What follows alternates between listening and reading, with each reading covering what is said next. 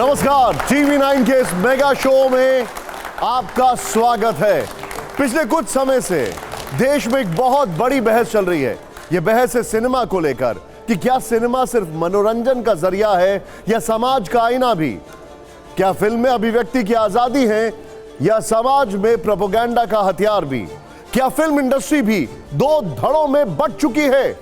क्या फिल्मों में राष्ट्रवाद का दौर दर्शकों की मांग के साथ आया है या राष्ट्रवाद के जरिए देश में एक नैरेटिव सेट करने की कोशिश हो रही है। क्या कुछ फिल्में समाज का सच दिखा रही हैं या समाज में नफरत फैलाने का काम कर रही हैं। इस मुद्दे पर अपने तीखे सवालों के साथ देश के 5 जाने माने संपादक टीवी 9 भारतवर्ष के हाईटेक स्टूडियो में मौजूद है यहां पर मेरे साथ। और उन सवालों का जवाब देने के लिए हमने आज बुलाया है फिल्म इंडस्ट्री की सबसे मुखर आवाजों में से एक, देश के बड़े निर्माता निर्देशक जो अपने शब्द बाण से विरोधियों को करते हैं दंडित। टीवी 9 के स्टूडियो में आ रहे हैं तालियों के साथ सिनेमा के जाने माने चेहरे अशोक पंडित।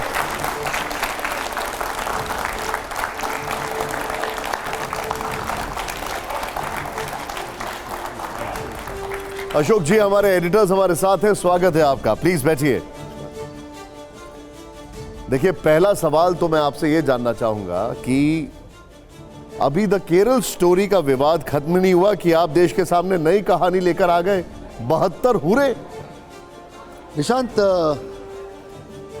मुझे लगता है कि बहुत ज़रूरी है ऐसी कुछ चीज़ों को देश के सामने लाना, दुनिया के सामने लाना, जो पिछले एक दशक तक दबाई गई थी, उसके बारे में बात नहीं होती थी, और अगर बात करने की कोई कोशिश भी करता था तो उसको दबा दिया जाता था। बहुत ज़रूरी था कि हम जैसे कुछ फिल्म मेकर्स, प्रोडक्शन हाउसेस जो बहुत सारी चीज़ें कहना चाहते थे कहानियों के द्वारा, उनकी आवाज़ पिछले कई दशक तक जो है दबा दी जाती थी। उनको या तो सेंसर नहीं मिलता था, एक डर पैदा किया गया था जी ऐसे फिल्म मेकर्स को या प्रोडक्शन हाउसेस को कि आप इस किस्म की कहानियाँ जो है वो बोल नहीं सकते थे या बात नहीं कर सकते थे। अब चूंकि समय आ चुका है, टाइम आ चुका है, और लोगों की एक्सेप्टेंस है ऐसी फिल्मों को लेकर, ऐसे सब्जेक्ट्स को लेकर, लाखों की तादाद में जो लोग जा रहे हैं फिल्में देखने के लिए, तो एक मनोबल बढ़ता है मेकर्स का, एक मनोबल बढ़ता है प्रोडक्शन हाउसेस का, लोगों का, जनता का मनोबल बढ़ता है। और जिस तरीके से लोग सराह रहे हैं ऐसी फिल्मों को, ऐसे सब्जेक्ट्स को, तो मुझे लगता है कि ये तो सिलसिला शुरू हो चुका है। आगे आगे देखिए आप कैसे कैसे फिल्में बनती हैं। तो मुझे एक बात इशू बेस्ड फिल्म है। अब आप इशू बेस्ड फिल्म की बात कर रहे हैं, 72 हुरे फिल्म जो है ये है क्या, किस सोच के साथ बनाई गई है, क्या संदेश देना चाहती है, हम समझना चाहते हैं। देखिए निशांत जी, मैं फिल्म की कहानी तो आपके सामने नहीं बताऊंगा, लेकिन मैं उसका जिस्ट ज़रूर बता दूंगा कि ये फिल्म जो है ये एंटी टेररिज्म है। टेररिज्म जिसके खिलाफ मैं लड़ाई पिछले 35 साल से लड़ रहा हूँ, कश्मीर में, कश्मीर के बाद बाकी जगहों पर भी, ये फिल्म एंटी टेररिज्म है। और जिस झूठ को बोल बोल कर भड़काया जाता है लोगों को, और ये कहा जाता है कि आप अगर ये काम करोगे, अगर आप हत्याएं करोगे, आप ब्लास्ट करोगे, आप एक जिहाद करोगे, इसको जिहाद कहते हैं ना, अगर ये करोगे तो आपको 72 हुरों का ऊपर दर्शन होगा। ये जो सोच है, उस सोच को कंडेम करते हुए, इस सोच को डिस्ट्रॉय करते हुए एक सच जो है सामने लाने की कोशिश की है कैरेक्टर्स के द्वारा। And basically the premise of the film जो है वो टेररिज्म के खिलाफ है। टेररिज्म इतना बड़ा कैंसर है पूरी दुनिया के लिए, ह्यूमैनिटी के लिए। ये फिल्म जो है वो मैसेज देती है।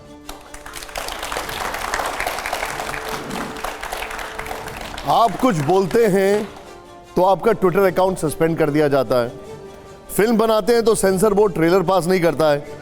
लोग पूछ रहे हैं कि कोई आपको विवादों में फंसाना चाहता है या आप खुद विवादों में आना चाहते हैं। देखिए निशांत जी, अगर आप मेरे ट्विटर हैंडल की बात कर रहे हो तो मैं तो उसको बंद कराने का तो मतलब ही नहीं है कोई, क्योंकि मेरी आवाज़ थी वो। और ट्रेलर जो है, जो उन्होंने रिजेक्ट किया या कट्स मांगे, ये दो अलग अलग चीज़ें मैं आपको विस्तार में आपके सामने रखने की कोशिश करूँगा। मेरे जो स्पिरिचुअल गुरु हैं शून्य जी महाराज, उन्होंने कहा कि अगर तुम्हारी आवाज़ दिल से निकलती है, और जो मैं 35 साल से कर रहा हूँ, अगर दिल से निकालती है तो आपको प्लेटफॉर्म जो है एक नहीं दूसरा जरूर मिल जाएगा। इसलिए मैं आज आपके शो में हूं। भैया अगर ट्विटर सस्पेंड कर दिया तो निशान तो है ना मेरे साथ, ये TV9 भारतवर्ष तो है मेरे साथ, ये 5 महारथी तो मेरे साथ हैं, आप हैं मेरे साथ। तो डर तो मैं होता नहीं हूं, डरता नहीं हूं मैं। जहां तक ट्रेलर का सवाल है, आप बिलीव नहीं करेंगे, पहली बार हुआ होगा ये कि एक फिल्म जो है 72 हो रहे, उसको नेशनल अवार्ड मिला है, 2 अवार्ड्स मिले हैं, डायरेक्टर को अवार्ड मिला है। नेशनल अवार्ड जो है वो हर मेकर का सपना होता है, अवार्ड्स बहुत होते हैं, लेकिन जब नेशनल अवार्ड मिलता है उसको लगता है कि मुझे देश ने सराहा है, देश मेरे साथ है। और उस फिल्म का जो ट्रेलर दिया जाता है सेंसर में, क्योंकि हम चाहते थे कि ये ट्रेलर थिएटर में भी आए, दूसरी फिल्मों के साथ आए, इसका प्रचार हो, लोग देखें इसको। और उस ट्रेलर को आप ये कहते हैं कि इसमें से कट्स आए, ये कट आप इसमें से शॉर्ट्स काटिए, शॉर्ट्स काटिए। विडंबना इस बात की है निशान जी कि उस ट्रेलर में वही शॉट्स हैं जो फिल्म के हैं, जो फिल्म में एक भी फ्रेम जो है वो बाहर का एक्स्ट्रा नहीं है ट्रेलर में, और आपने उस ट्रेलर को रिजेक्ट कर दिया। तो इससे बड़ी विडंबना तो हो ही नहीं सकती, पहली बार हुआ है। या तो नेशनल अवार्ड दिया गया वो गलत है, या तो ये सही है। तो हमको डिसाइड कर लेना पड़ेगा कि सही क्या और गलत क्या है। लेकिन इस बात का यकीन है कि आपने हमारे ट्रेलर को रिजेक्ट किया, कोई बात नहीं, लोग हमारे साथ हैं। 7 तारीख को पिक्चर रिलीज हो रही है, दुनिया जो है वो डिसाइड करेगी कि ये फिल्म जो है ये आने की। सेंसर बोर्ड ये कहता है कि ट्रेलर से समाज में नफरत फैलेगी, उनको ऐसा लगता है। अरे तो कमाल है, मतलब फिल्म से नहीं नफरत फैल सकती, आपको ट्रेलर से नफरत फैल सकती है? तो मतलब ये तो मजाक है, ये तो मजाक है यार। मतलब मैं तो पूछना चाहता हूं कि कौन है ये लोग जो कुर्सी पे बैठे हुए हैं जो डिसाइड करेंगे फिल्म जो है वो समाज के लिए सही है, आप नेशनल अवार्ड देते हो, और ट्रेलर जो है वो समाज में दुश्मनी बनाएगा। क्या ये तो कमाल है। डायरेक्ट सवाल पूछता हूं जी, क्या अशोक भाई ये फिल्म जो है सत्य घटनाओं पर आधारित है? क्या आप ये दावा कर रहे हैं? सर सत्य घटनाओं पर ही आधारित है। आप ही के चैनल्स में, आप ही के सामने वो सारे लोग आके बैठते हैं और 72 होरों को जस्टिफाई करते ही करते हैं। इसके क्रेडिट रोल में लिखा है based on a true story. सत्य, हाँ लिखा है ना, बेस्ड ऑन ट्रू स्टोरी लिखा हुआ हम लोगों ने, कि जो घटनाएं आपके सामने होती हैं, जो मैंने देखा हुआ है कश्मीर में, जो मैंने सुना हुआ है दिन रात अपने कानों में, कि ये हकीकत है और इसी को फॉलो करिए। तो ये जो 2 हमारे कैरेक्टर्स जो है जो नैरेटिव सेट करते हैं पूरी फिल्म का, वो बिल्कुल जो आज चल रहा है समाज में, आज दुनिया में चल रहा है, उसी को सामने लाके उसने। लेकिन मैंने आपसे ये सवाल इसलिए पूछा क्योंकि द केरल स्टोरी के जो मेकर्स थे उन्होंने भी दावा किया था कि वो सत्य घटनाओं पर आधारित है, और पहले वो 32,000 लड़कियां थी, बाद में पलट गए, वो 3 लड़कियां हो गई। तो यहाँ पे 72 का कहीं साथ तो नहीं हो जाएगा? देखिए जहाँ तक केरल स्टोरी का सवाल है, मैं 3 हो या 32 हो या 34 हो, इशू वो नहीं है। केरल स्टोरी में रियल लाइफ इंसिडेंट्स के सामने उन पे बेस करके वो कैरेक्टर्स पे फिल्म बनाई गई थी। तो ये कहना कि ये आप उसको ले जाओ 3200 पे, तुमने डिस्कशन नहीं किया ज़्यादा, बट अगर रिसर्च किया हुआ है और डायरेक्टर और प्रोड्यूसर ने वो फिगर दिया हुआ है, वो उन्होंने उस इशू को ज़्यादा तूल ना देकर उनको लगा कि फिल्म ज़्यादा चलनी चाहिए और फिल्म ज़्यादा इंपॉर्टेंट है हमारे लिए, उस बहस में वो नहीं गए। लेकिन अगर जिस दिन प्रोड्यूसर और डायरेक्टर विपुल या सुदीप्तो अगर डिसाइड करता हो, सामने वो भी चीज़ आई गई होती, तो ये भी जो है 72 तो ये फिगर हमारा नहीं है, ये फिगर तो उन लोगों का है। वो आपके सामने आप रोज सुनते हो, चिल्ला चिल्ला के चीख। अच्छा, ये यही सवाल पूछता हूँ, 72 का जिक्र कहां से आया? क्योंकि सवाल खड़ा ही होता है, आपने बोला ये ट्रू स्टोरीज पर है, अगर आप 72 बोल रहे हैं तो फिर कुरान में कौन सी आयत, कौन सा सूरा इस थ्योरी को सही बता रहा है? देखिए निशांत, मैं आपसे ईमानदारी से कहना चाहूंगा कि मैं उस बहस में नहीं जाना चाहता अभी, क्योंकि मैं चाहता हूं कि फिल्म देखिए, क्योंकि उस चीज को जो है वो डिविएट करते हुए मैं नई कंफ्यूजन क्रिएट करना चाहता हूं। आप फिल्म देखिए, फिल्म देखने के बाद मैं 8 तारीख को फिर आपके पास, आप लोगों के पास आके बैठूंगा और फिर इस सवाल का जवाब मैं दूंगा। ठीक है, आप अपनी, हम जो हैं, अब ये मैं सवाल इसलिए पूछ रहा हूं, हम आपकी क्रिएटिव फ्रीडम का सम्मान करते हैं, लेकिन विरोध करने वाले पूछते हैं कि Kashmir files, the Kerala story, अब 72 उन्हें कहीं ऐसा तो नहीं कि समाज के एक वर्ग को निशाना बनाने की कोशिश की जा रही है डेलिबरेटली? देखिए निशांत, मैं बहुत ही अपने आप को बहुत ही रिस्पॉन्सिबल सिटीजन समझता हूं, आप सब लोगों की तरह। हमारी जो घुटन है, हम जैसे मेकर्स की, हम जैसे प्रोडक्शन हाउसेस की, हम जैसे आर्टिस्टों की, हम जैसे जर्नलिस्टों की जो घुटन ये है कि जो चीज़ों को बाहर एक इकोसिस्टम ने लाने नहीं दिया था, एक नैरेटिव चलता आ रहा था इतने सालों से, एक नैरेटिव चलता आ रहा था इतने समय से, और उसी नैरेटिव को लोगों को बिलीवेबल कराने की कोशिश की, चाहे वो सरकार की तरफ से था, चाहे वो इकोसिस्टम मीडिया में था, चाहे वो इकोसिस्टम पॉलिटिशियंस में था, चाहे वो इकोसिस्टम किसी भी समाज में था, किसी जगह पे था। ये जो बाहर निकल रहा है, ये उन 70 साल की 65 साल की जो घुटन अंदर है लोगों की, दुनिया की, हर प्लेटफॉर्म पे, हर जगह पे जो लोग आज चीख चीख कर कह रहे हैं, उस नैरेटिव को डिस्ट्रॉय कर रहे हैं जिस नैरेटिव ने इस देश में कैंसर फैलाया था। इस देश में डेमोक्रेसी है, आज़ादी है, हम जो चाहेंगे वो बात करेंगे, पत्रकार वो चाहेगा वो बात करेगा, फिल्म मेकर वो चाहेगा वो बात करेगा, आप उसको रोक नहीं सकते। अशोक जी, एडिटर्स के पास जाता हूं। अशोक वानखेड़े जी हमारे साथ हैं। अशोक जी, मेरा एक सवाल है। आप बार बार कह रहे हैं कि इतने सालों से हमको करने नहीं दिया। मुझे क्या 3-4 फिल्मों के नाम बताएंगे कि जो फिल्में आई, सेंसर ने उनको रिलीज़ नहीं होने दिया, या सेंसर ने उनको काम नहीं करने दिया, या सेंसर ने उनको रिलीज मतलब थिएटर ने उनको जगह नहीं दी? ऐसी 3-4 फिल्मों के नाम बताइए जो 2014 के पहले, क्योंकि आपका नरेशन यही बताता है कि 2014 के बाद ही इंडिपेंडेंस मिला है, चाहे पत्रकारों को बोलने का हो, चाहे फिल्म मेकर्स को फिल्म बनाने का हो, चाहे सिंगर्स को गाने का हो। तो मैं 1947 से लेकर 2014 तक ऐसे कुछ फिल्मों के नाम बनाना चाहता हूं कि जो फिल्में बनी लेकिन रिलीज़ नहीं हो पाई क्योंकि सरकार ने उनको रोका किसी ना किसी एंगल से। अशोक जी, मैं आपकी बहुत रिस्पेक्ट करता हूँ, आप बहुत ही सीनियर इंसान हैं, मैं आपको फॉलो भी करता हूँ। ऐसा अशोक जी, देखिए, एक होता है, एक रोक मानसिक तौर पे होती है। आपको ये पता होगा कि किशोर कुमार को बैन कर दिया गया था, आपको पता होगा कि देव साहब को बैन कर दिया था। मैं इमरजेंसी की बात नहीं करता। नहीं। इमरजेंसी का वो पीरियड छोड़ के बाकी पीरियड, मुझे जवाहरलाल नेहरू से लेके, शास्त्री से लेके, अटल बिहारी वाजपेयी के पीरियड से लेके तमाम पीरियड की बात करता हूँ। घूम फिर के वो इमरजेंसी के पीरियड पे मत आइएगा, वहां तो सस्पेंशन ही था। नहीं अशोक जी, मेरे हिसाब से, हम जैसे लोगों के हिसाब से इमरजेंसी तो डिक्लेयर्ड इमरजेंसी थी ना। हम जैसे लोगों के लिए, हम जैसे आवाज़ों के लिए वो इमरजेंसी का माहौल तो अब तक चल रहा था। Production houses, producers, financiers, theatres एक बहुत ही सटल तरीके से हमको ये फिल्में नहीं बनाने दे रहे थे, बहुत तरीके से हमको नहीं बनाने दिया, हमें सोचने नहीं दिया जाता था। विक्टिम तो मैं हूं, मुझे पता है। आपने एक डिक्लेयर्ड इमरजेंसी होती है, एक अनडिक्लेयर्ड इमरजेंसी होती है। ये क्या रीजन है? Today there is that time it was an undeclared emergency. कोई फाइनेंसर आपके सामने नहीं खड़ा होता था, आपकी हिम्मत नहीं होती थी कश्मीर फाइल बनाने के लिए। आपकी हिम्मत क्यों नहीं हिम्मत हुई लोगों की कश्मीर फाइल बनाने के लिए उस वक्त पे? क्यों नहीं हिम्मत हुई केरला स्टोरी बनाने के लिए? क्यों नहीं हुई 72 होने पे बनाने के लिए? क्यों नहीं होगी आगे जो फिल्म बनाने के लिए? ये कॉन्फिडेंस लेवल की बात होती है। मधुर भंडारकर आपके मित्र है, परम मित्र है जी।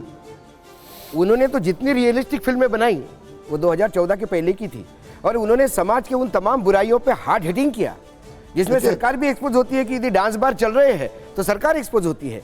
पेज 3 अखबार की दुनिया का पूरा भ्रष्टाचार रास्ते पे लाए उन्होंने, तब तो किसी ने नहीं रोका, अखबारों ने तो बैन नहीं किया।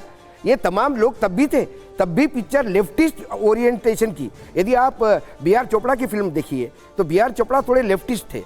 उस जमाने में देश की आज़ादी के बाद जितने भी तमाम संगीतकार थे, मतलब कई लोग थे ऐसे, शबाना आजमी के पिताजी भी वो लेफ्टिस्ट ओरिएंटेड लोग थे, और इन लोगों के गाने चले, इन लोगों की फिल्में चली, किसानों का आंदोलन चला, 2 बीघा जमीन यहीं बनी।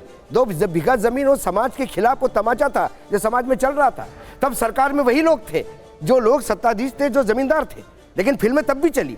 क्या अभी मैं दूसरा एक है, क्या अभी एक जुनून चल रहा है कि एक पर्टिकुलर कम्युनिटी को साइड को करके उस पर हार्ड हिटिंग करो तो एक आपको समर्थन मिलता है और 100 करोड़ के क्लब में चली जाती है पिक्चरें हिट होने लगती है।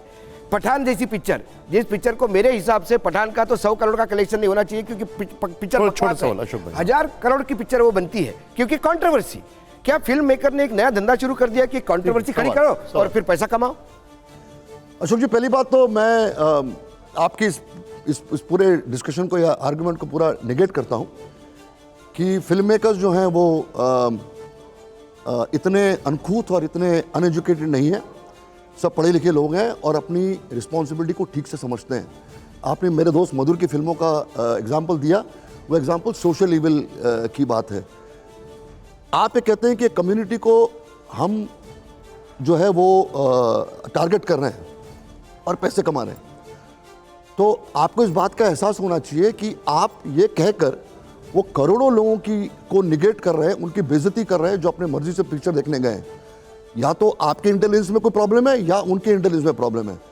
सेकेंडली, अगर वो कौम टेररिज्म को सपोर्ट करती है तो फिर वो कौम के खिलाफ है। अगर वो कौम ये कहती है कि वो हमने कश्मीरी पंडितों का जेनोसाइड किया है, अगर और ये जायज़ है, अगर वो कौम इसको एक्सेप्ट करती है then there is a problem. हम तो बात कर रहे हैं उन लोगों की जो कंट्री के खिलाफ टेररिज्म को सपोर्ट करने वाले लोग, इसमें कौम का कोई लेना देना ही नहीं है। आप ही लोग कहते हैं ना कि टेररिज्म हैज नो रिलीजन, तो जब टेररिज्म हैज नो रिलीजन तो एक कौम भी इसमें कहां से आ जाती है?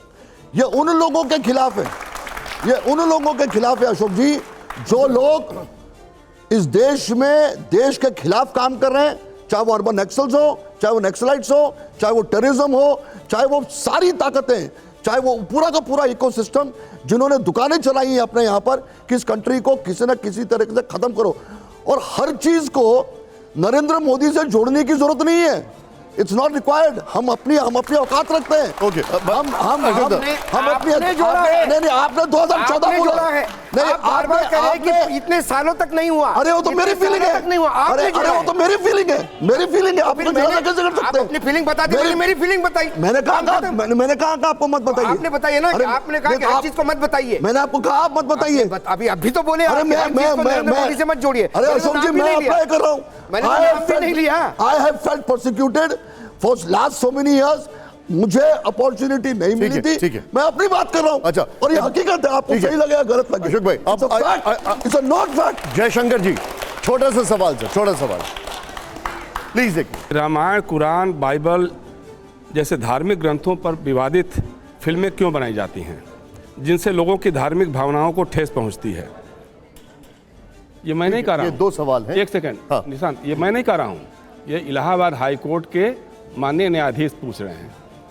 इस तरह की फिल्में बना के जो राजनीतिक मकसद होता है, उसके मकसद से जो राजनीतिक फिल्में बनती हैं तो आपकी थैलियां तो भर जाती हैं, करोड़ों रुपए आपके पेट में आ जाते हैं, लेकिन इससे जो समाज में नफरत फैलती है, सांप्रदायिक हिंसा का माहौल, उन्माद पैदा होता है, उसके लिए कौन जिम्मेदार है? देखिए, पहली बात तो किसी भी मेकर को या किसी भी प्रोडक्शन हाउस को, किसी भी डायरेक्टर को, किसी भी राइटर को, किसी को भी किसी भी धर्म का मजाक उड़ाने का कोई हक नहीं है। कोई हक नहीं है। आपको किसी ने लिबर्टी नहीं दी हुई है। आपने फिल्म का जो जिक्र कहा, हमको रिस्पॉन्सिबल होना बहुत ज़रूरी है। It's very important for us. हम मेकर्स, हम राइटर्स, हम पेंटर्स, जितने भी लोग हैं, इतनी सहिष्णुता तो होनी चाहिए हम लोगों में कि आप किसी धर्म का मजाक नहीं उड़ा सकते। बिकॉज ये देश जो है, ये सब धर्मों का एक एक्सप्रेशन है, उसका एक पावर है, एक स्ट्रक्चर है, सब कुछ।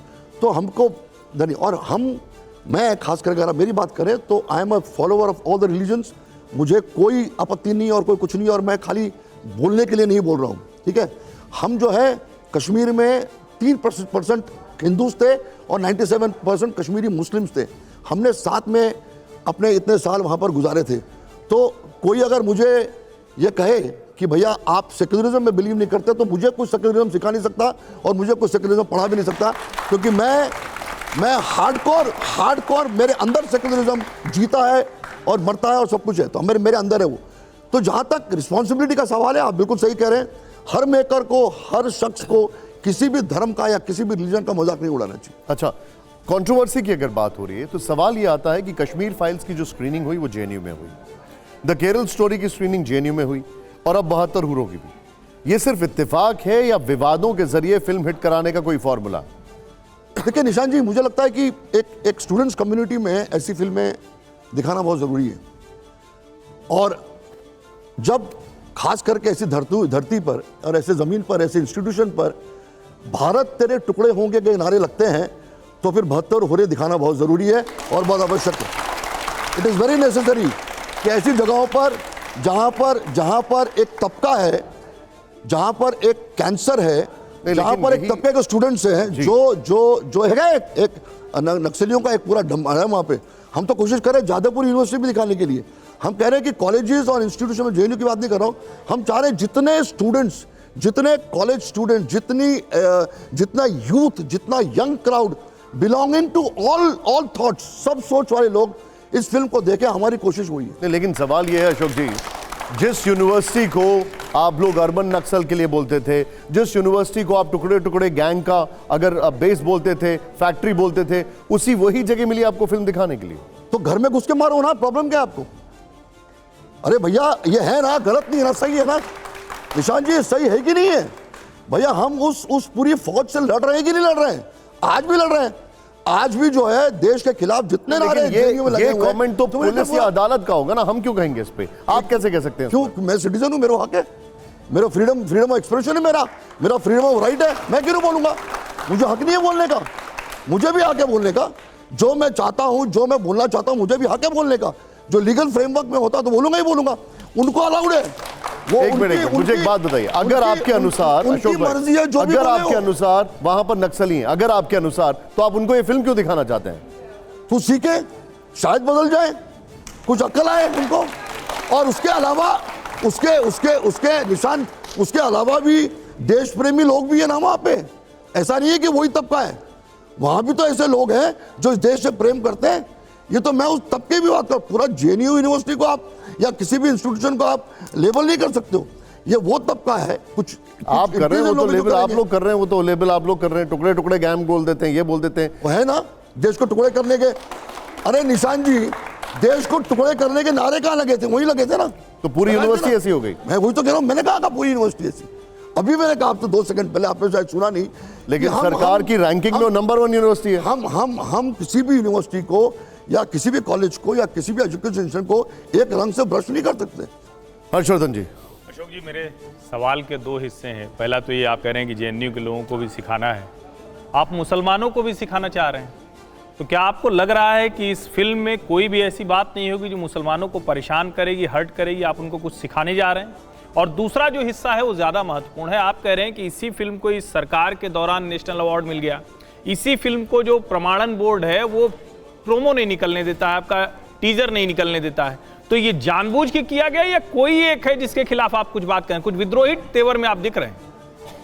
नहीं हर्षवर्धन जी, ऐसा नहीं है। देखिए क्या है कि आपका पहला सवाल है कि ये फिल्म आप जेएनयू से लेकर मुसलमानों तक सबको सिखाना चाह रहे हैं। देखिए ऐसी बात है, मैंने शुरू में भी कहा सर कि इस फिल्म को किसी धर्म से मत जोड़िए। पहली बात तो ये है, सारे जो मुस्लिम कम्युनिटी है या कोई भी कम्युनिटी है, कोई भी रिलीजन की कम्युनिटी है, मुझे लगता कोई टेररिज्म को सपोर्ट करने वाली कोई कम्युनिटी है। ये फिल्म जो है ये टेररिज्म के खिलाफ है। इसको किसी रिलीजन के साथ जोड़ना मुझे लगता है कि गलत है। तो हम मुसलमानों के खिलाफ या मुसलमानों को लेक्चर देने के लिए ये फिल्म नहीं बनाई। हमने किसी को लेक्चर देने के लिए फिल्म बनाई है। एक इंपॉर्टेंट इशू टेररिज्म का है, उस टेररिज्म का कम्युनिकेशन करके हमने ये फिल्म बनाई है। अशोक जी, इसी का दूसरा सवाल जो जुड़ा हुआ है, जो आप छोड़ दे रहे हैं जी, अगर नेशनल अवार्ड मिल गया तो क्या कोई अर्बन नक्सल घुस गया क्या प्रमाणन बोर्ड में? क्यों टीजर रोक दिया, प्रोमो क्यों रोक दिया? देखिए ये सवाल तो आपको उनको पूछना चाहिए। ये सवाल मेरे लिए क्यों बोला, हम भी खुद कंफ्यूज हैं। देखिए ये हुआ कैसे, हुआ क्यों, ये तो हम खुद जो है वो समझ नहीं पा रहे हैं। आपकी शुरुआती टिप्पणी मुझे याद है, आपने बहुत तीखे बयान दिए थे, तो मैं जानना चाह रहा हूं किसकी तरफ आपका इशारा है? किसने आपकी इस फिल्म में रोक दिया, या फिर हम ये माने कि वो वाला प्रोपेगेंडा हो जाता है जो फिल्म को हिट कराने के लिए जरूरी है? नहीं, देखिए ऐसा प्रोपेगेंडा, हर चीज को प्रोपेगेंडा से मत जोड़िए ना। बेसिकली नाम पूछना चाह रहे हैं, आप बता दीजिए। नहीं, मुझे क्या पता कौन बैठा है, किसने रिजेक्ट किया, आई डोंट नो। कुछ लोग जो भी वहां बैठे हुए, जो मैं तो पूछता हूं, मैंने वही पूछा, मैंने कहा कौन है ये लोग, कौन है ये लोग जो इतनी गैर जिम्मेदाराना तरीके से एक फिल्म को नेशनल अवार्ड देते हैं और उसी फिल्म के जो ट्रेलर है उस ट्रेलर को रिजेक्ट करते हैं। मैं खुद जानना चाहता हूं। ठीक है, अब मुझे एक बात बताइए, एक और फिल्म बड़ी चर्चा का विषय बनी हुई है और वो है आदि पुरुष। आपने देखी वो फिल्म? अब जगह पे आया। आपने देखी वो फिल्म? जी मैंने देखी, बिल्कुल देखी मैंने। और जो लोगों का, इससे पहले कि आप आगे का सवाल पूछे, मैं आपका पहले जवाब दे देता हूँ कि पत्रकारिता थोड़ा बहुत मेरे अंदर भी घुसी हुई है। निशान जी देखिए ऐसा है, वैसे मैंने पहले भी कहा कि किसी भी धर्म विशेष या किसी भी रिलीजन पे जो फिल्म बनती है तो बहुत ही सीरियसनेस से उसको सोचना चाहिए और करना चाहिए। हम फॉर ग्रांटेड नहीं ले सकते। हालांकि मैं आपसे ये बाद में पूछने वाला था कैसी लगी, मैं आपसे ये पहले पूछने वाला था क्यों देखी आपने, बट एनीवे फिर गो इट। नहीं मतलब भाई अभी आप टिकट लेके देखी, मैंने क्यों देखी मतलब टिकट लेके देखी मैंने। फिल्में सब देखते हैं हम, तो हम फिल्म मेकर्स होने के नाते हमारे ही लोगों इंडस्ट्री के, तो मुझे लगता है सबको सब फिल्में देखनी चाहिए। अच्छा चलिए मैं अब आपको एक संवाद सुनाता हूँ। जी तेल तेरे बाप का, पता है मुझे। कपड़ा तेरे बाप का, जलेगी भी तेरे बाप की। फिल्म में हनुमान जी के जो संवाद दिखाए गए हैं उससे लोग नाराज हैं। आज आप यहां हैं तो हम उस पर आपकी राय जानना चाहेंगे। मैं इस लोगों की सोच के साथ हूँ, मैं लोगों के साथ हूँ, और जिस तरीके से लोगों ने इसको रिएक्ट किया और खंडन किया, मैं उसके साथ हूँ। और मुझे लगता है कि ये सरासर गलती है राइटर की, डायरेक्टर की, कि इतने larger than life size characters जो हमारे हैं, जिनकी हम पूजा करते हैं, जिनकी हम अर्चना करते हैं, उनके मुख से या उनकी ज़बान से उन कैरेक्टर्स की जिनको हम दिल से पूजा करते हैं, उनकी ज़बान से इस किस्म की अच्छा बेहूदी लाइनें आप जो बता रहे हैं, अब वो सफाई देने के चक्कर में और बड़ी गलती कर रहे हैं। मनोज मुंतशिर कहते हैं कि हनुमान जी तो भगवान थे ही नहीं, वो राम भक्त थे, लोगों ने उन्हें भगवान बना दिया। आप सहमत हैं मनोज जी से? मैंने तो पहले कहा कि कौन पढ़ा लिखा शख्स या कौन ऐसी शख्सियत इस किस्म की लाइनों पर हाँ भर सकता है। मुझे नहीं लगता। आपको लगता है उन्हें माफी मांगनी चाहिए? बिल्कुल माफी मांगनी चाहिए, इसमें कोई डाउट नहीं है, माफी मांगनी चाहिए। और अगर मेरे मित्र मनोज जी माफी मांग लेते पहले, तो ये हशर नहीं होता फिल्म। क्या आपको लगता है कि मनोज मुंतशिर को इस चीज के लिए माफी मांगनी चाहिए? अशोक पंडित से मैं सवाल पूछ रहा हूं। बिल्कुल मांगनी चाहिए। इंसानों से गलतियां होती हैं, हम भगवान नहीं, हम इंसान हैं। अगर किसी से कोई गलती हो जाती है और लगता है जिन लोगों ने आपको बनाया है, जो लोग हमको बनाते हैं, जिन लोगों की वजह से हम इतनी बड़ी पोजीशन प्राप्त करते हैं, मुझे लगता है उन लोगों के इमोशंस को समझना चाहिए, उसको रिस्पेक्ट करना चाहिए और उसमें हाई भरनी चाहिए। ठीक है, हर्षवर्धन जी सवाल पूछें, उसके बाद प्रदीप जी। इसी से जुड़ा मेरा एक सवाल है अशोक जी।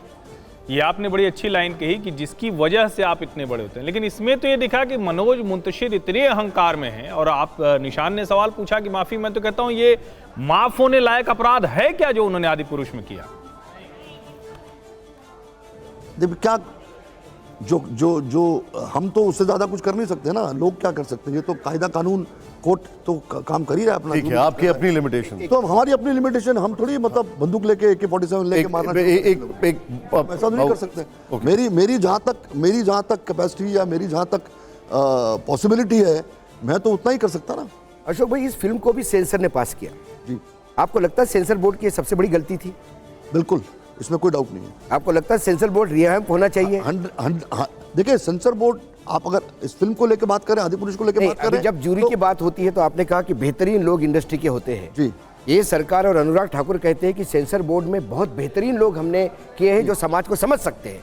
तो क्या ये सरकार की गलती है कि ऐसा बेहुदा भी सेंसर बोर्ड बनाया उन्होंने? देखिए अशोक जी, मैं बताऊं को कि चीज़ों को, किसी भी संस्था को, किसी भी ऑर्गेनाइजेशन को या किसी भी इंडिविजुअल ऑटोनमस बॉडी को आप जनरलाइज नहीं कर सकते। फिल्म टू फिल्म एक ऑर्गेनाइजेशन पर आप उंगली नहीं उठा सकते। मैं आपको बता रहा हूँ, मैंने आपको एक किस्सा बताया, दूसरा किस्सा बता दूँ मैं आपको कि जब से प्रसून जोशी चेयरमैन बने, क्योंकि मैं हम लोग फिल्म प्रोड्यूसर जो है, प्रोडक्शन हाउसेज जो हैं, हम लोग रोज़मर्रे की ज़िंदगी पे हम डील करते हैं सेंसर बोर्ड के साथ। सेंसर बोर्ड का जो चयन है, जो ग्रोथ है as far as handling issues are concern, production houses का, सेंसर सर्टिफिकेट का जो टेक्निकल चीज़ें जो हैं, वो हम लोग बहुत आगे जा चुके हैं। ये मैं आपको सरासर बहुत ईमानदारी से बता रहा हूँ। Technically things have become very easy. जो बहुत टाइम लगता था, ये होता था, वो होता था, उसको बहुत ही स्ट्रीमलाइन करके बहुत अच्छा हो गया, बहुत सिस्टमैटिक हो गया। जो बात है वो है, मैं बता रहा हूँ आपको, उसमें प्रसून जोशी का बहुत बड़ा हाथ है।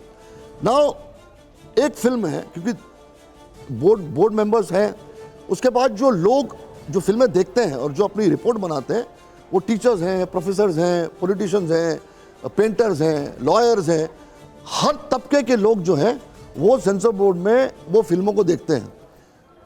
चेयरमैन जो है, मैं आपको सिस्टम बता रहा हूँ क्योंकि मैं खुद बोर्ड पे था। चेयरमैन जो है वो तब आता है जब वहाँ पर टाई होता है, बट फाइनल जो फिल्मों के बारे में, फिल्मों को अप्रूवल के टाइम पे जो होता है, वो लोग जो फिल्मों को पास करते हैं वो सरकारी लोग नहीं होते हैं, वो दुनिया अपने विभिन्न प्रोफेशन के जो लोग होते चयन हैं कौन वो करता है होते उनका? वो होते हैं। हाँ, उनका चयन कौन करता है? गवर्नमेंट करती है। यही तो मैंने कहा, कमेंट करती क्या है। चयनित लोग ठीक नहीं थे? जो आदि पुरुष के ये इतने वाहियात डायलॉग जिसके ऊपर कोई भी मतलब पहला अशोक जी- रिएक्शन आदमी का आता है, अशोक जी मेरी बात सुनिए आप। क्योंकि वो प्रसून जोशी और मंत्री जी के मतलब अनुराग ठाकुर के बगैर इंफॉर्मेशन के, क्योंकि हम भी 30 साल से पत्रकारिता कर रहे हैं, सेंसर बोर्ड का आदमी कोई उठ के ऐसा नहीं हो सकता। नहीं अशोक जी, उसको भी नहीं अशोक जी, मंत्रालय आप- बाकायदा नहीं तय करता है कि कौन बनेगा कौन नहीं बनेगा। नहीं अशोक जी देखिए, different strata of people form a part of sensor board. तो उसमें कोई इंडिविजुअल सरकार में किसी आदमी को आप ब्लेम नहीं कर सकते, कोई मतलब ही नहीं कोई, बिकॉज हर किस्म के लोग, अभी मुझे अगर सिलेक्ट किया गया है तो आपके ट्रेलर में भी ब्लेम किसी एक ही अशोक भाई। आदमी पे जाएगा, वैसा सरकार को ब्लेम नहीं है ना सेंसर बोर्ड को ब्लेम है। नहीं जो लोग वहाँ Basically बैठे वो- थे, जो लोग वहाँ वैसे बैठे ही थे, होगा ना घुमा फिरा के नहीं, उनके सीधे सीधे सवाल, मैं आपके सवाल को स्ट्रेट करता हूँ। कह रहे आदि पुरुष जिन्होंने पास किया उन्होंने आपकी फिल्म भी पास की है। जो लोग, जरूरी नहीं है कि आदि पुरुष के टाइम पे जो लोग बैठे थे वो मेरी फिल्म में बैठे हो। ठीक है, ठीक वही है। तो मैं कह रहा हूँ, प्रदीप जी। लोग अलग अलग है। ये सर- तो एक सेकंड निशान जी, क्लेरिफाई करना बहुत जरूरी है लोगों के सामने। ये बात समझना जरूरी है कि हर फिल्म को अलग लोग देखते हैं। Let us understand that. ठीक है, ओके। हर फिल्म को अलग लोग देखते हैं, अलग कमिटी देखती है, अलग लोग देखते हैं, वो डिसाइड करते हैं कि ये फिल्म में जाना चाहिए कि नहीं जाना चाहिए। ठीक है, point मेरा है। इशू अलग है। मेरा इशू आदि पुरुष से मत मिलाइए उसको। नहीं। मेरा इशू जो है, जिस फिल्म को आपने सेंसर सर्टिफिकेट दी है, उस फिल्म के ट्रेलर को आप कैसे रिजेक्ट कर सकते हैं? मेरा सवाल ये है। Point taken. प्रदीप जी, हाँ जी, मैं आपकी फिल्म के बारे में तो जानता हूँ।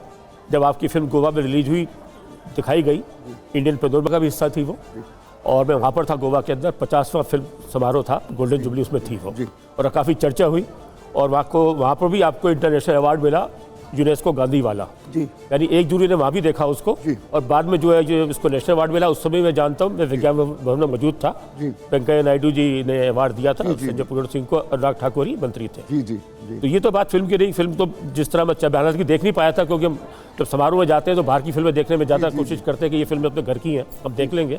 मुझे नहीं पता था इतना विवाद होगा, तो शायद तभी देख लेता। लेकिन जो है ये देखिए, इन्होंने प्रूव कर दिया कि विवाद कितना इंपॉर्टेंट है पिक्चर देखने के लिए।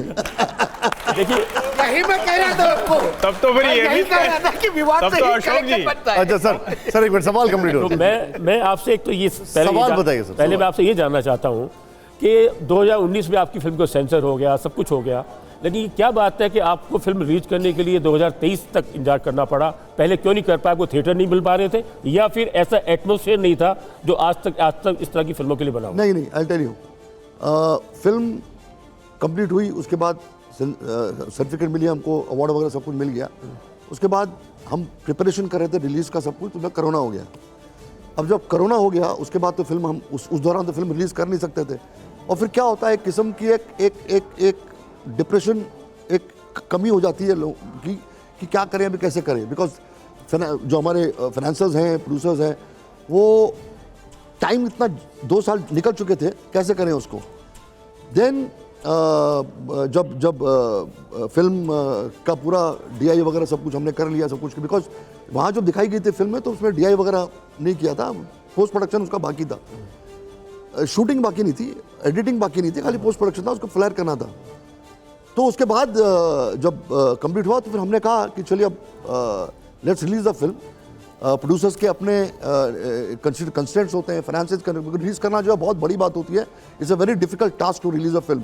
बनाना इतना आसान नहीं है जितना रिलीज करना जो है वो है। क्या आपको लग रहा है कि एटमॉस्फेयर अब ज़्यादा अच्छा हो गया और आप बड़े राइट टाइम पे फिल्म रिलीज कर रहे हैं? नहीं, देखिए क्या है कि हर फिल्म का रिलीज करने का जो टाइम होता है वो अच्छा ही होता है। वो कोई अलग अलग पीरियड नहीं होता कुछ कि भैया ये मुहूर्त है। क्या फ्लेवर है मूड का, वो पूछना चाह रहे हैं सर? नहीं, फ्लेवर, हर फिल्म का फ्लेवर। अब देखिए, कल आज और कल आई तो पाकिस्तान भारत युद्ध हो गया, इतनी अच्छी पिक्चर पिट गई। सर, इससे बहुत बार पहले हो जाता है पिक्चर एटमॉस्फेयर अच्छा नहीं होता। आप अगर माहौल की बात कर रहे हैं तो ऐसा नहीं ना कि इस माहौल के अलावा जब फिल्में रिलीज हुई हिट नहीं हुई है। चलिए ना माहौल। ठीक है। अच्छा, टाइम टू टाइम। अब अशोक भाई मैं आपके सामने एक बहुत खास चीज लेके आ रहा हूं। ये हमारा रैपिड फायर ग्राउंड है। एक सवाल और पूछना सर एक चाहता अभी 1 मिनट सर, 1 मिनट अभी, और एक सबके पास आ रहा हूं, रुक जाइए एक सवाल जरूर। रैपिड फायर राउंड में मैं आपको 2 तस्वीरें दिखाऊंगा, आपको कुछ बोलना नहीं है, आपको एक पिक करना है, मैं वहां पर जाऊंगा। आप लोग तैयार हैं रैपिड फायर के लिए? आवाज नहीं आ रही मुझे। ठीक है, आइए जोरदार तालियां हो जाए रैपिड फायर राउंड के लिए। ये बम तो नहीं है ना? और थोड़ा हौसला बढ़ाते रहिएगा हमारे जो गेस्ट हैं उनका। आइए जरा सर, यहां पर मैं सवाल दिखाऊंगा, 2 तस्वीरें आएंगी, आपको एक चूज करना है। पहले सवाल के लिए तैयार हैं? हाँ ये ठीक था, बाकी आप तैयार नहीं है क्या? पहला सवाल दिखाइए जरा। रैपिड फायर राउंड में जो पहला सवाल है, बेहतर कलाकार कौन, अनुपम खेर या नसरुद्दीन शाह? अनुपम खेर। चेंज करिए जरा प्लीज प्लीज प्लीज, वहां से कमेंट नहीं आएगा प्लीज। ये फेवर हो रहा है, कश्मीरी पंडित फेवर। वहां से कोई कमेंट नहीं आएगा प्लीज। ओके, अगला सवाल, बेहतर शायर कौन, मनोज मुंतशिर या मुनव्वर राणा? अशोक भाई ट्विस्ट है ये, बताइए। देखिए, एक आदि पुरुष को छोड़ के मनोज मुंतशिर। ओके मनोज मुंतशिर। ओके ठीक है, आदि पुरुष को छोड़ के मनोज मुंतशिर। चलिए अगला सवाल प्ले ऑन करिए। अब अगला सवाल ये है, जरा दिखाइए जरा, बेहतर फिल्म कौन, पठान या आदि पुरुष? पठान। पठान। पठान। अरे बड़ी क्लैरिटी है, जोरदार तालियां हो जाए प्लीज एक बार। क्राउड जो है हमारा यहां पर बिल्कुल भी इन्वॉल्व नहीं है, जोरदार तालियां हो जाए एक बार। आइए जरा, अब सर थोड़ा टफ सवाल है, बेहतर डायरेक्टर कौन, प्ले करिए, ओम राउत या अनुराग कश्यप? अशोक जी। ओम राउत तानाजी। ओम राउत तानाजी। ओके, जवाब उनको देना है, आप लोगों को नहीं देना है। ये भी मैं ही हूं। नहीं लेकिन आप वही हैं। मतलब ये तो आपकी फिल्म देखने वाले हैं पक्का। आइए सर अगला सवाल प्ले ऑन करिए, बेहतर नेता कौन, राहुल गांधी या अरविंद केजरीवाल?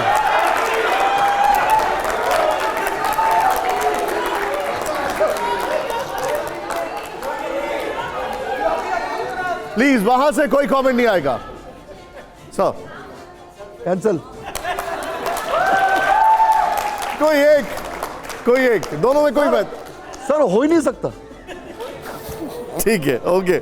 आइए अगला वाला और टफ है, आइए जरा अगला सवाल दिखाइए, बेहतर अदाकारा कौन, स्वरा भास्कर या ऋचा चड्ढा? दोनों नहीं। अरे दोनों नहीं। चलिए तो ये यहां पर जोरदार ताली हो जाए जरा। मेरे लिए अच्छा वही हो सकता है जो देश के हित में सोचे और देश की तारीफ करे। अब मेरे लिए वो अच्छा हो ही नहीं सकता। अच्छा, तो देश में एक किस्म का अनरेस्ट फैलाए और देश के खिलाफ बात। चलिए अब मैं कुछ और आपसे कुछ ऐसे मुद्दों पर बात करता हूं जो इसी से मिलते जुलते हैं जो आप बात कर रहे हैं। अशोक जी, आप एक मुखर वक्ता हैं, राजनीति से लेकर सिनेमा तक तमाम विषयों पर बोलते हैं, इसलिए कुछ बड़े मुद्दों पर मैं बातचीत कर रहा हूं आपसे। एक बड़ा मुद्दा है देश में अल्पसंख्यकों का। राहुल गांधी हाल ही में अमेरिका गए, उन्होंने फिर कहा कि भारत में अल्पसंख्यक खतरे में। आपका कमेंट? मेरे ख्याल से वो खुद अपने आप को खतरे में महसूस कर रहा है, इसीलिए वो ऐसा कर रहा है, क्योंकि उनका पॉलिटिकल करियर जो है वो उठ ही नहीं रहा है। तो उनको लगता है कि शायद अल्पसंख्यक खतरे में है। मुझे लगता है कि इस देश में जितनी आज़ादी अल्पसंख्यक को है, सबको एक ही बराबर है। कोई यहाँ पर डिफ्रेंशिएशन इस कंट्री में नहीं है। आप एक अनरेस्ट क्रिएट करने के लिए, एक अनरेस्ट क्रिएट करने में बिलीव करते हैं।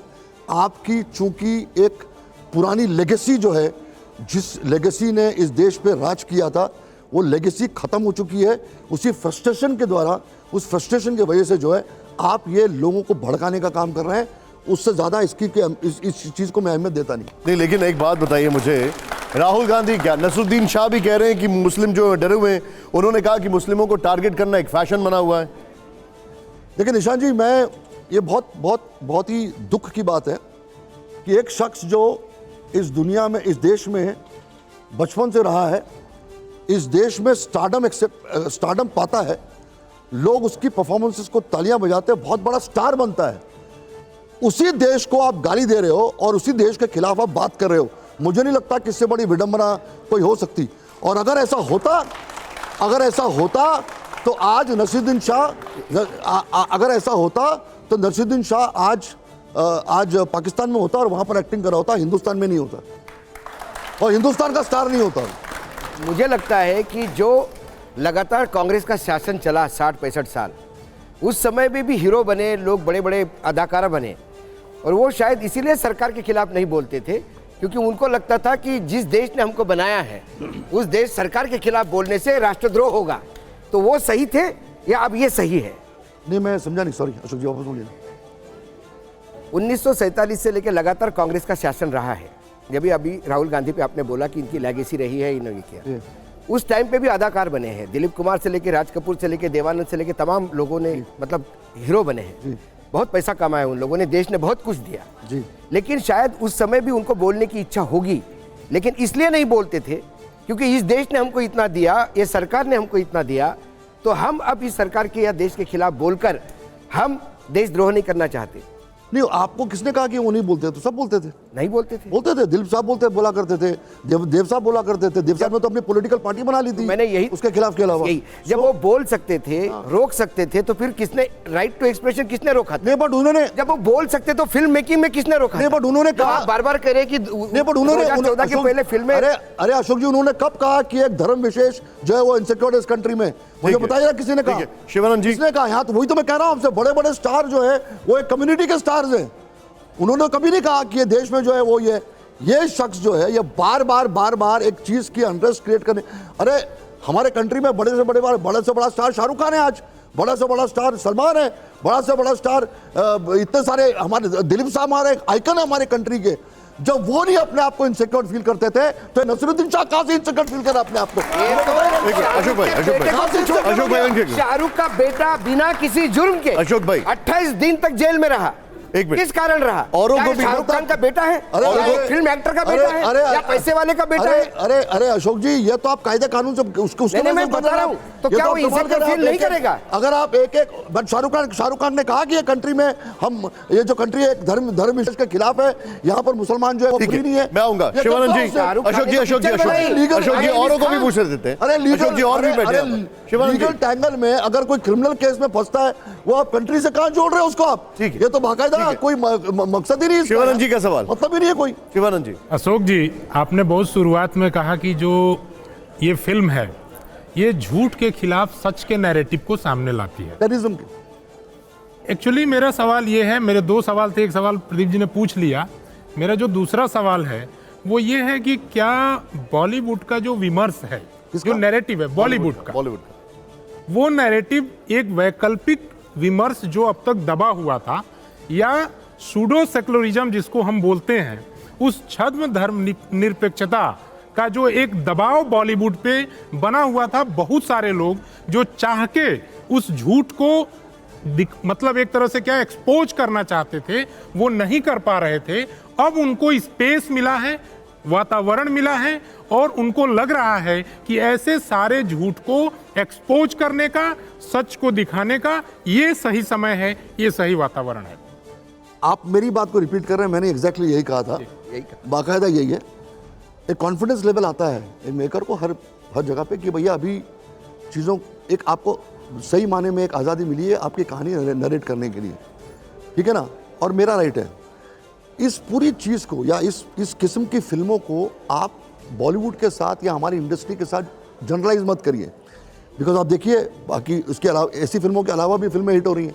अभी आप देखिए विकी कौशल की फिल्म रिलीज हुई है, रोमांटिक फिल्में बन रही हैं, एंटरटेनमेंट फिल्म बन रही हैं, बहुत सारी फिल्में बन रही हैं जो अलग अलग। मेरा सवाल इसलिए है अशोक जी कि ये एक विषय था जिस विषय पर बॉलीवुड चुप्पी साधे बैठा था, आज उस विषय पर लगातार फिल्में आ रही हैं। अशोक जी से मैं तो यही तो मैं कह रहा था कि अभी जो छूट और जो एक फ्रीडम का एहसास, आज़ादी का एहसास जो हम मेकर्स को मिल रहा है, सच्ची कहानियां लोगों के सामने लाने की, उसमें कोई डाउट नहीं है, वो तो फैक्ट है। अभी आगे और फिल्में बनेगी, मैं भी अगले महीने एक दूसरी फिल्म अनाउंस कर रहा हूं। जो आपके चाहने वाले, हमने जब ये शो किया उससे पहले जो हमने फीडबैक लिया, वो ये बोलते हैं लोग कि अशोक पंडित जी इतना गुस्से में क्यों रहते हैं?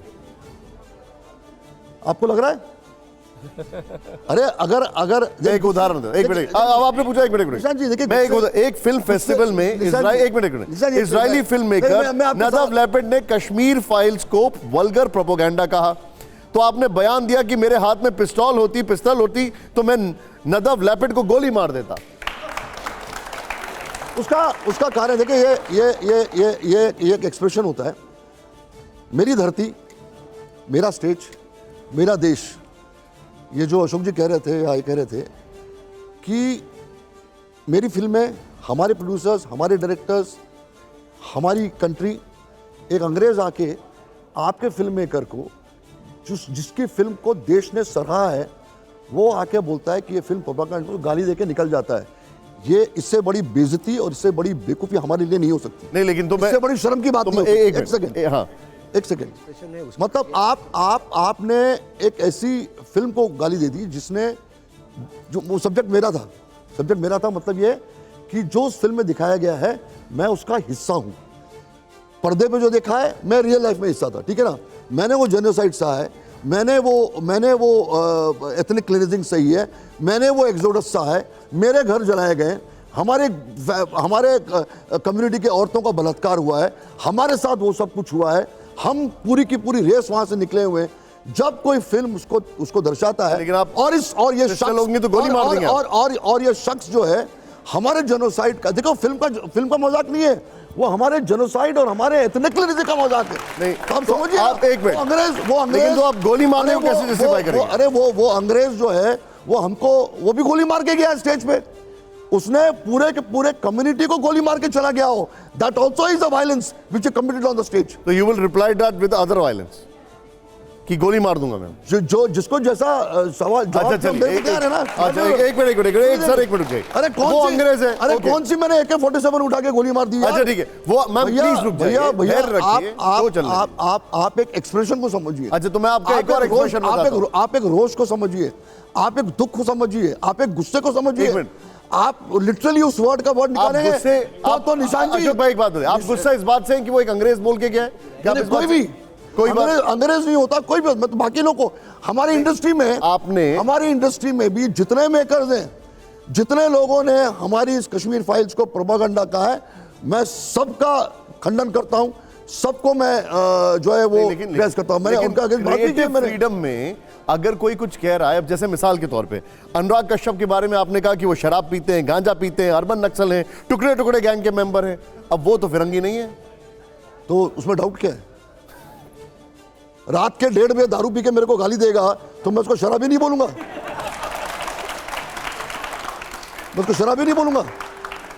रात के 1:45 बजे वो मेरे को फोन करके मुझे गाली देगा, माँ बहन की गालियां देगा, तो मैं उसको शराबी नहीं बोलूंगा। क्या बोलूं? एक मिनट सुनाता हूं, एक मिनट, क्या आप मेरे साथ यहाँ पे बने रहिए। ये देखिए अनुराग कश्यप ने क्या कहा, आपके इस बयान पर क्या कहा, ये वो दिखाते हैं, जरा प्ले ऑन करिए।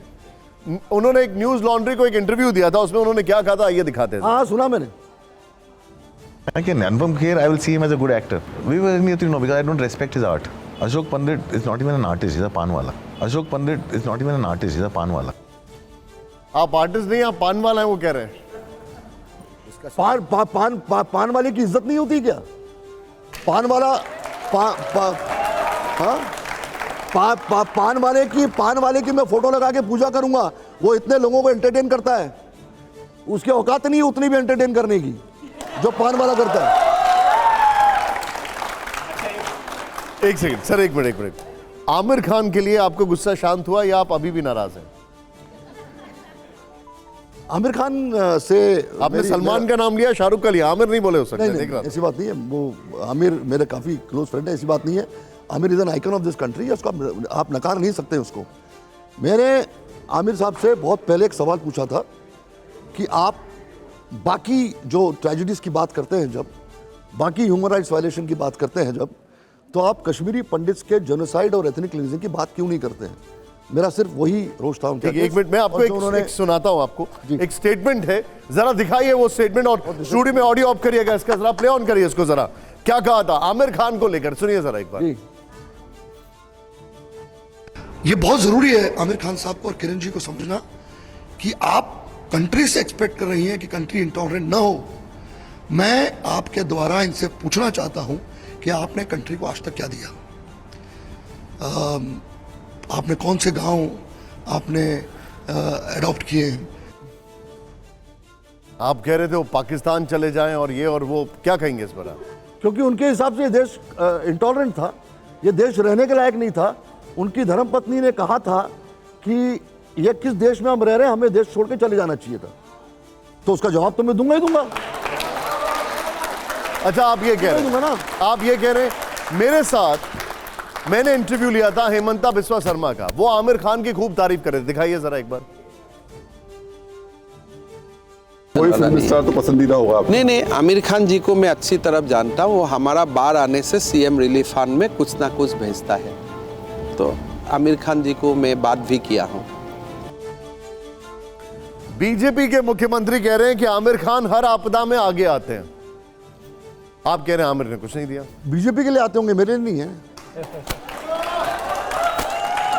उसका लेकिन जब आपने कहा कि देश को क्या दिया है, आपने बयान ये पूछा था। देखिए, अगर कोई शख्स मेरी कंट्री को कहेगा ये कंट्री रहने के लायक नहीं है, यहाँ पर इंटॉलरेंस है, और मेरे देश के खिलाफ कोई बात करेगा, मैं उसको ऐसी मुंह तोड़ जवाब दूंगा। मुझे बाकी क्या कहते हैं उसके बारे में, किसके बारे में मुझे कोई लेना देना नहीं। लेकिन I have nothing to do आपकी आजादी अगर बोलने की तो उनकी भी है, देश में तो लोकतंत्र है। तो मैंने कब बोला मत बोलिए? मैं तो जवाब दे रहा हूँ, मैं तो जवाब दे रहा हूँ ना। उनकी आजादी है, मेरी भी आजादी, मेरी आजादी आजादी नहीं है। अशोक जी, आप किसी को बोलते गोली मार दूंगा, किसी को बोलते पाकिस्तान चले जाओ, ये कहां से आजादी है? अरे आजादी, गोली मारी क्या? नहीं मारी ना। जिस दिन मारूंगा तब बोलो यार। अरे एक्सप्रेशन है, मैंने कौन सी गोली मारी? वो भी कहाँ छोड़ के चले गए थे देश? वो भी तो ऐसे ही गुस्से में बोल रहे थे। कई बार हम बोलते कि दिल्ली रहने लायक जगह नहीं रहेगी, इतना पॉल्यूशन हो गया। इसका मतलब दिल्ली छोड़ के थोड़ी जाते हैं। नहीं, देखिए, पॉलिटिकल जैसे आपने किया, एक जगह दोगी कि नहीं? एक नैरेटिव। अशोक जी, दूसरी बात है, अभी आपने कहा कि वो उनका प्रॉब्लम है, वो उसका प्रॉब्लम है, वो उनको आसाम के मुख्यमंत्री को मदद करते होंगे, मुझे तो नहीं की।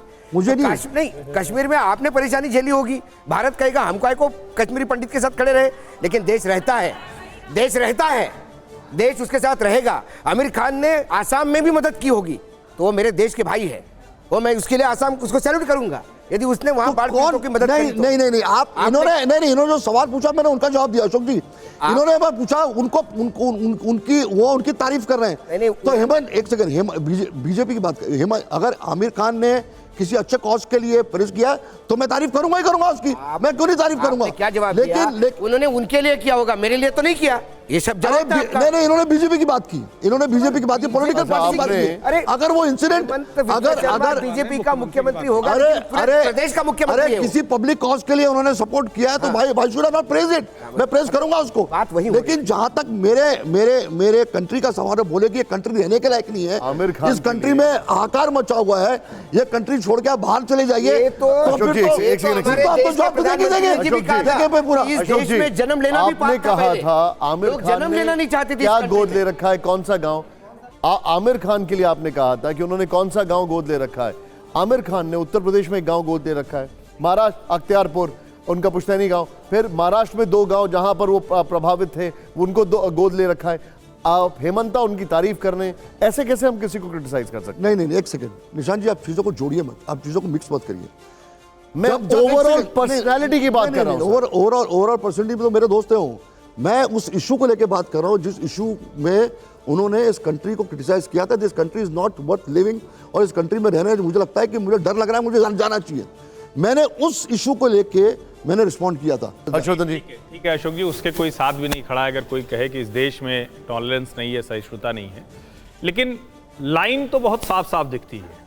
और मेरा सवाल थोड़ा दूसरा है। आपने अभी कहा कि मैं गुस्सा कहाँ होता हूँ, सबसे आपने पूछा तो अभी तो आप हंस रहे हैं, लेकिन क्या इस देश में आप कह रहे हैं सरकार भी उसी वातावरण की है, एक राइट विंग नेशनलिस्ट जो भी आप कह लें, देश प्रेम वाला, लेकिन क्यों इस नैरेटिव के लोग क्रिएटिव फ्रीडम की बजाय थोड़ा आक्रामकता ज्यादा करते हैं? यानी जितना क्रिएटिव फ्रीडम में दिखना है उनको, उससे ज्यादा वो बोलते हैं या गुस्से में दिखते हैं। कई बार उसमें आदि पुरुष नहीं हो जाता है।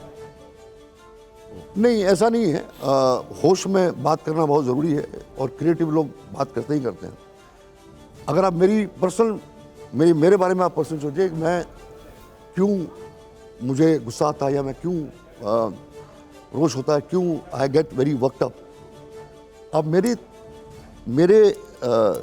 उसमें आप जाके देखेंगे अगर, तो उसका कारण एक बहुत इंपॉर्टेंट कारण है। मैं आप सबके सामने कहना चाहता हूँ कि पिछले जो 36-37 इयर्स जो मैंने सफ़र किया है, जो मेरी कम्युनिटी सफ़र किया है, एक किस्म की एक अपैथी जो हमने सफ़र की है, आपका नेचर जो है, आपकी जो चीज़ें जो हैं वो आपका माहौल बना देती हैं। एक सेकंड आपके साथ है ना, मुझे बता, एक सेकंड मैं बता रहा हूँ आपको। फिल्म बनाते हैं तो क्रिएटिव फील्ड में ज्यादा दिखना चाहिए, वो सटल वे में जाए, कोई बात हो, नैरेशन नहीं, वो फिल्म के सब्जेक्ट पर डिपेंड करता है। अगर आप मेरी फिल्म को बोलोगे कि ये फिल्म जो है प्रोपेगेंडा फिल्म है और आप मुझे अब्यूज़ करोगे, आप मुझे मेरी बेइज्जती करोगे और आप मेरे क्रिएटिव टैलेंट को क्वेश्चन करोगे कि आप किसी पर्टिकुलर पॉलिटिकल पार्टी के लिए फिल्म बना रहे हो, कोई पॉलिटिकल पार्टी आपको बैक कर रही है, तो जब आप मेरी क्रिएटिविटी को, आप मेरे अस्तित्व को एक्यूज करोगे और एक जमीन पे लाके गिराने की कोशिश करोगे, तो उसका जवाब तो ऐसे ही हो सकता है। ठीक है, अब मैं माहौल को थोड़ा ऑन लाइटर नोट लेके जा रहा हूं जी, और थोड़ा सा इसमें ट्विस्ट होगा जी। वो कैमरा है, मुझे आपको कैमरा बताने की जरूरत नहीं, ये है हमारा रैपिड फायर राउंड। और इस रैपिड फायर राउंड में सवाल वहां पर आएंगे, उधर वहां पर मैं जाऊंगा, वहां पर जवाब आपको यहां पर देना होगा यस और नो में। क्राउड जवाब नहीं देगा, जवाब इनको देना है। ओके, जोरदार तालियां हो जाएं मेरे सर, सिर्फ यस या नो। मेरा अशोक जी पहला सवाल आपसे, अशोक पंडित जी से पहला सवाल है, प्ले ऑन करिए जरा। हालांकि जवाब देखिए, फिल्म आदि पुरुष को बैन करने की मांग सही है, उधर कैमरा है सर, आप पास भी कर सकते हैं वैसे। नो, अच्छा ठीक है, ओके। दूसरा सवाल प्ले करिए, दूसरा सवाल, जोरदार तालियां हो जाए। सवाल यह है, कश्मीर में हिंदू परिवारों के पुनर्वास की योजना सफल है। ओके, बहुत क्लैरिटी से बोला आपने वैसे इस पे। अगला सवाल प्ले ऑन करिए, हमारा अगला सवाल है, फिल्मों में अब शब्द और अश्लीलता पर बैन लगना चाहिए।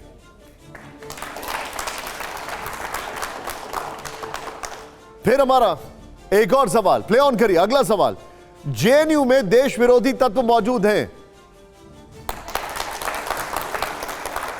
और आप वहीं फिल्म रिलीज करने जाते हैं। बदलने की कोशिश कर रहा हूं। ओके, अगला सवाल जरा चेंज करिए, सवाल लाइए, महबूबा मुफ्ती के साथ गठबंधन बीजेपी की भूल थी। अशोक जी, इस शो में रिकॉर्ड आप पहले इंसान हैं जिन्होंने सभी सवालों के जवाब दिए बगैर पास किए। जोरदार तालियां हो जाए। अभी तक बस राहुल गांधी और केजरीवाल पर आपने जवाब नहीं दिया, बाकी सारे जवाब दे दिया आपने।